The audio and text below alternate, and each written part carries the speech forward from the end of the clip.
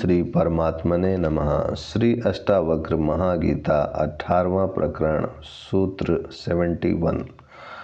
दृश्य भाव को नहीं देखते हुए शुद्ध स्फुरण रूप आत्मा का अनुभव करने वाले ज्ञानी को कहाँ विधि है और कहाँ वैराग्य है, कहाँ त्याग है और कहाँ शांति है।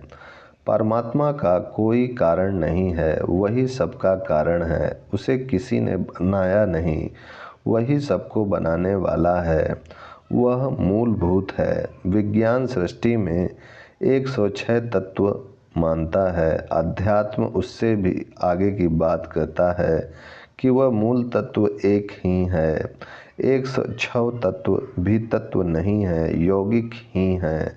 सारी सृष्टि उसी की अभिव्यक्ति है, उसी का फैलाव मात्र है। यह सृष्टि बनाई गई, इसे बनाने का न कोई कारण है न उद्देश्य। मूल लोग ही सृष्टि बनाने का कारण और उद्देश्य खोजते हैं।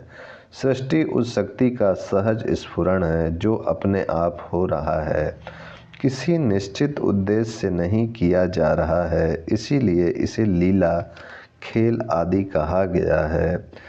चिड़ियाएँ चहचहाती हैं, मोर नाचते हैं, पक्षी उड़ते हैं, बच्चा उछलता कूदता है, फूल खिलते हैं, झरने बहते हैं, मनुष्य कामासक्त होता है आदि सब उस चैतन्य का सहज स्फुरण मात्र है।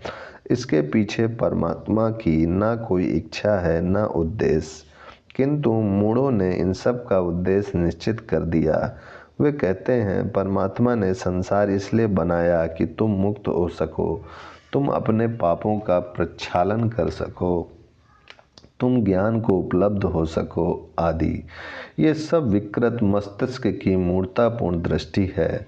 अष्टावक्र कहते हैं कि ऐसी मूर्तापूर्ण दृष्टि अज्ञानी की ही होती है। इसीलिए वह अपने को मुक्त करने के लिए अनेक प्रकार की विधियां अपनाता है, संसार से वैराग ले लेता है, घर छोड़कर जंगल भाग जाता है, घर गृहस्थी धन संपत्ति सबका त्याग कर देता है। वह यह सोचता है कि यहाँ छोड़ने से उसे स्वर्ग में मिल जाएंगे। कुछ लोग मृत्यु के समय दान आदि देते हैं जिससे ये वस्तुएं आत्मा के साथ साथ चलती रहें। कुछ लोग अधिक बुद्धिमान होते हैं, वे इस सामग्री को अग्रिम अर्थात मृत्यु से पूर्व ही भेज देते हैं जिससे मरने पर आगे पहले से ही तैयार मिले। ये सब मूर्ताएं हैं। किंतु ज्ञानी इन दृश्य भावों को नहीं देखता है, वह उस शुद्ध स्फुरण रूप आत्मा को ही देखता है, उसी का अनुभव करता है। ऐसे ज्ञानी के लिए ना कोई विधि शेष रह जाती है, न उसे वैराग्य की आवश्यकता है न त्याग की। वह परम शांत अवस्था में रहता है, शांति के लिए प्रयत्न भी नहीं करता। सूत्र 72। और अनंत रूपों में स्फुरित प्रकृति माया को नहीं देखते हुए ज्ञानी को कहाँ बंध है और कहाँ मोक्ष है, कहाँ हर्ष है, कहाँ शोक है।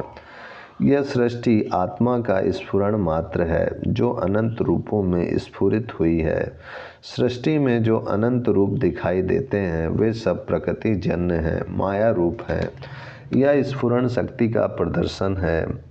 चेतन तत्व आत्मा सूक्ष्म रूप से इसमें व्याप्त है। अज्ञानी इस स्थूल प्रकृति को ही देखता है, वह इसी से लुभायमान होता है, वह इसी को सब कुछ समझता है, यही उसका बंध है। किंतु ज्ञानी इस जड़ प्रकृति को माया रूप समझकर केवल उसके कारण स्वरूप आत्मा चैतन्य में विश्राम कर स्थित रहता है। इसलिए उसके लिए यह प्रकृति बंध नहीं हो सकती। जब बंध ही नहीं तो मोक्ष किसका। अतः ज्ञानी बंध और मोक्ष की कल्पना भी नहीं करता। सारे हर्ष और शोक प्रकृति जन्य है, द्वंद्व के कारण है, स्वयं को मन और शरीर समझने के कारण है। चेतना को उपलब्ध हुए ज्ञानी को न हर्ष है न शोक। यह परमानंद की स्थिति है जिसमें वह स्थित रहता है। सूत्र 73।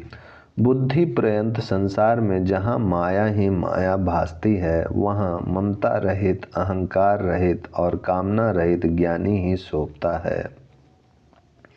संसार में क्या मोह है, ममता है, राग है, द्वेष है, ईर्षा है, घृणा है, प्रेम है, कामना है, तृष्णा है, अहंकार है, काम है, लोभ है आदि यह सब कुछ है। इसी का नाम है संसार। किंतु यह सब इस प्रकृति जन सृष्टि को सत्य मानने के कारण है। जो भ्रम है, माया है, इसी अज्ञान के कारण जीव विभिन्न कष्टों को झेलता है। बुद्धि से भी विचार पैदा होते हैं, यह भी मन को संतुष्ट करने के लिए ही कार्य करती हैं तथा अच्छे बुरे सद असत का भेद करती हैं। यह मन की ही चाटुकार सेवक हैं। अतः अष्टावक्र कहते हैं कि बुद्धि पर्यंत संसार में माया ही माया है, इसमें सत्य कहीं भी नहीं है। सत्य है केवल आत्मा। जिस ज्ञानी ने आत्मा को जान लिया वह ममता रहित, अहंकार रहित एवं कामना रहित हो जाता है। यह क्षुद्र वासनामय जगत फिर उसे प्रभावित नहीं कर सकता। ऐसा ज्ञानी ही शोभता है। अज्ञानी इस प्रकृति जन सृष्टि में क्षुद्र ममता, अहंकार एवं कामना में ही जीता है, इसीलिए ऐसा क्षुद्र शय शोभा नहीं देता। सूत्र 74 अविनाशी और संताप रहित आत्मा को देखने वाले मुनि को कहाँ विद्या और कहाँ विश्व, अविद्या कहाँ देह और कहाँ अहंता ममता है। अज्ञानियों के अनेक मत होते हैं, अनेक विचार एवं धारणाएं होती हैं। उनके मत सत्य पर नहीं, दुराग्रह पर आधारित होते हैं। वे सत्य जानना नहीं चाहते, बल्कि जिसे वे मानते हैं उसी को सत्य सिद्ध करना चाहते हैं। इसी से फैलती है सांप्रदायिकता, विरोध, वैमनस्य, हिंसा, घृणा आदि। किंतु ज्ञानी सत्य को जानता है, वह दुराग्रही नहीं होता। इसीलिए सभी ज्ञानी एक ही मत के होते हैं। हिंदू, मुस्लिम, ईसाई का भेद उनमें नहीं होता।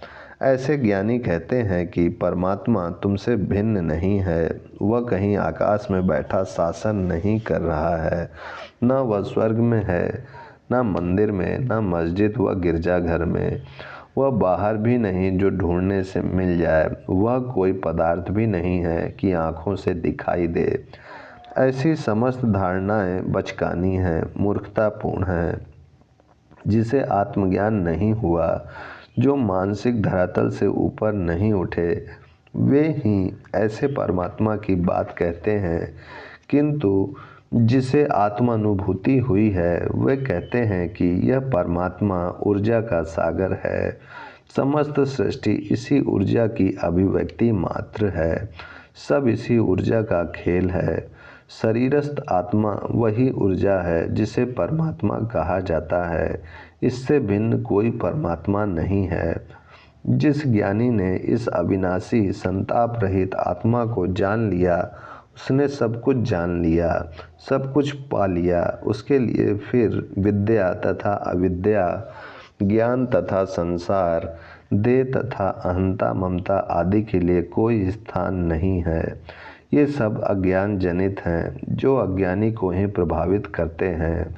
ज्ञानी केवल आत्मा को जानने वाला होता है, जिससे अज्ञान जनित ये सारी भ्रांतियाँ मिट जाती हैं। ओम शांति शांति शांति।